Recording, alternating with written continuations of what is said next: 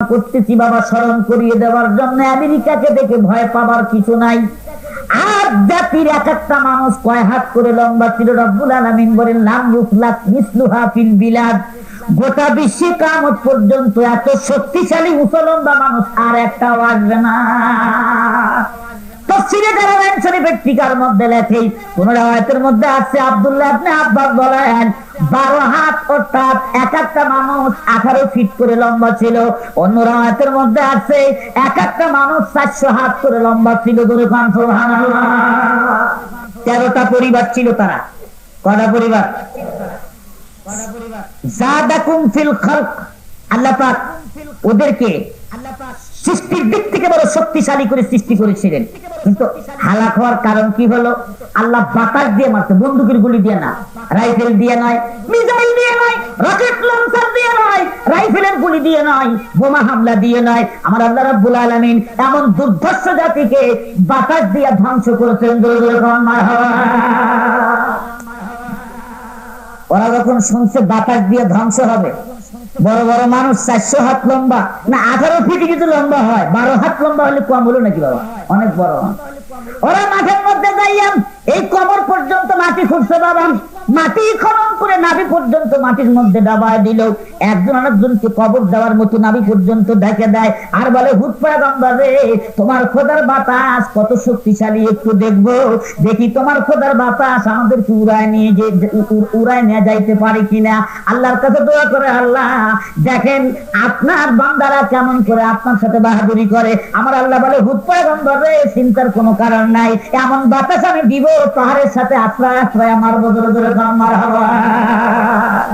বুধবারের দিন সকালবেলা যখন হলো ফজরের নামাজের টাইমের পর দেখা গেল বাবা কোন জায়গা থেকে মৃদু মন্দ বাতাস যখন আসতে আরম্ভ করলো, উম্মতরা তখন বলে ও হুদ পয়গম্বর রে, তোমার খোদায় এমন বাতাস চালাইছে আমাদের বড় ভালোই লাগতেছে, আমাদের শরীর ঘেমে গেছিল, এখন একটু ঠান্ডা হয়ে গেল। হুদ পয়গম্বর বলে একটুখানি দেরি করো, তারপর তো মজা বুঝবা। তারপরে আমার আল্লাহ বলে ও বাতাস রে, তোর গতি দেখতে একটু বাড়ায় দে। বাতাসের গতি যখন এতই বেড়ে গেল বাবা, কিছুক্ষণ পর দেখা গেল বাতাস আসিয়া এক একটা 400 হাত লম্বা মানুষগুলিকে এই ভিতরের থেকে টানে তুলে তুলে পাহাড়ের সাথে আসাদ দিয়ে দিয়ে আল্লাহ রাব্বুল আলামিন খতম করে দিলেন। এই জাতি যখন খতম হয়ে গেল, আর একটা জাতি ওই দুনিয়ার মধ্যে আসলো, আতামুদাল্লাযিনা জাবুস সখরা বিল ওয়াদ।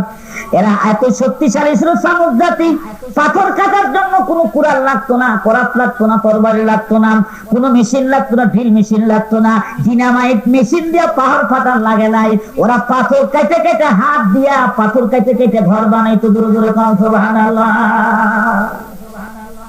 ওই দেশের মধ্যে এমন একজন পয়গম্বর পাঠাইলেন, ওই পয়গম্বরের নাম হযরত সালেহ আলাইহিস সালাম।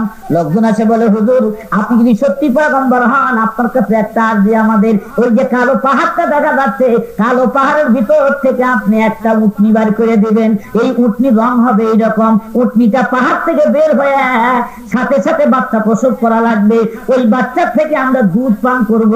যদি আপনি এটা এখন দেখাইতে পারেন, আমরা এই দেশের সব মানুষ মুসলমান হয়ে যাবো। ধরে কান সুবহানাল্লাহ। সালেহ আলাইহিস সালাম বলে বাবা শোনো, এই কেরামত মুজিজা দেখে তো মুসলমান হবে? বলো অবশ্যই হব।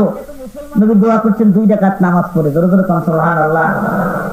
বিকট একটা শব্দ হলো, পাহাড় ফেটে গেল, একটা উটনি বের হলো। উটনি গাভীর উটনি, সারা শরীর সাদা, লম্বা লম্বা চুল। পাহাড় হতে বের হওয়ার পরে ওই পরিমাণ একটা লম্বা বাচ্চা প্রসব করলো। ধরে কান সুবহানাল্লাহ। এই ঘটনা দেখে 6000 মানুষ ইসলাম কবুল করলো। কয় হাজার? আরো ধরে কোন কয় হাজার? কিছুক্ষণ পর শুনতে পারবেন ওই হাফেজ আবুল বারাকাতের হাতে গোটা মাল। 9 জন দুষ্ট মানুষ ছিল সেই এলাকার মধ্যে। কয়জন দুষ্ট মানুষ? নেতার নাম ছিল কুদার। কি নাম? এই কুদারের নেতৃত্বে ওই এলাকার মধ্যে একটা মহিলা ছিল, তার একটা বেটিয়া ছিল। বলছিল কুদার রে, তুই যদি এই নবীর উটটারে হত্যা করতে পারো, তাহলে আমার বেটি ছিল তোমার বিয়ে দিয়ে দিই। কুদার চিন্তা করলো, ঠিকই আছে, আমি নবীর উটটারে হত্যা করব। মুসলমান ভাইরা, উটনি যেদিন কুয়ার পানি খায় সেদিন কিন্তু ওই দেশের মানুষের কোন প্রাণী আর কুয়ার পানি খাইতে পারে না। কাফের বেঈমানগণ দেখলো, হায় এই নবীর উটটাকে হত্যা করতে পারলে আমরা বাঁচিয়া যাই। নবীর উটটাকে যখন হত্যা করলো, পা যখন কাটিয়ে দিল, বাচ্চা উটটা চিৎকার দিয়ে পাহাড়ের মধ্যে আত্মগোপন করলো। আল্লাহ রাব্বুল আলামিন তখন গজব নাযিল করবেন। আল্লাহ রাব্বুল আলামিন 3 দিন সময় দিলেন। প্রথম দিনে সমস্ত কাফেরদের চেহারা হলুদ বর্ণ ধারণ করলো, দ্বিতীয় দিনে সমস্ত কাফেরদের চেহারা লাল টকটকে হয়ে গেল, তৃতীয় দিনে সমস্ত কাফেরদের চেহারা কালো কৃষ্ণবর্ণ জাহান্নামীদের চেহারা হয়ে গেল। ও আমার বন্ধুগণ, এই 3 দিন পরে আল্লাহ রাব্বুল আলামিন হুকুম দিল, শোনো পয়গম্বর সালেহ, দেরি করো না, শনিবারের দিন কিন্তু গজব নাযিল হবে। তুমি তোমার সমস্ত লোকজন ইমানদারদের কিনে দেশ ছেড়ে এখান থেকে তুমি চলিয়া যাও। সালেহ পয়গম্বর দেশ ছেড়ে যখন চলে গেল, জিবরাইল ফেরেশতা আসিয়া 3 দিন পরে শনিবারের দিন বাবা ওই শহরের গেটের কাছে আসিয়া মুখটা লাগায় যে খালি মাত্র একটা চিৎকার দিতে, একটা চিৎকার দেওয়ার সাথে সাথে সমস্ত মানুষের কানের তালা ফাইটা মরে গেল। কোন বড় হামলা করে লাগে নাই, কোন ক্ষেপণাস্ত্র নিক্ষেপ করে লাগে নাই। আল্লাহ নবী সাল্লাল্লাহু আলাইহি সাল্লাম বিনা যুদ্ধে বিজয় হয়ে গেল। ধরে ধরে কান মারহাবা।